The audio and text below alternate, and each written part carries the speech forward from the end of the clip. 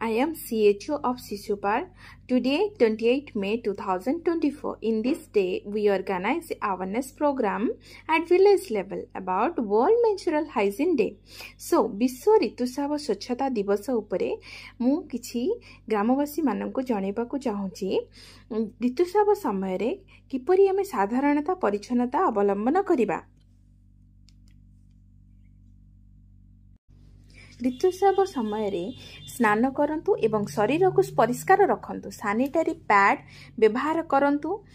व्यवहृत sanitary pad कागज रे गुड़ाई आवर्जना कुंड रे पकांतु किंबा पोती दियंतु। एणे तेणे फपाड़ंतु नहीं। 4 ରୁ 6 घंटा अंतर रे सैनिटरी पैड को बदलांतु। व्यवहार पूर्वरु एवं परे साबुन रे हाथ दियंतु। एवं एक मूल्यवान कथा जेमिति कि 6 ରୁ 12 श्रेणी पर्यंत किशोरी मानक पई सरकार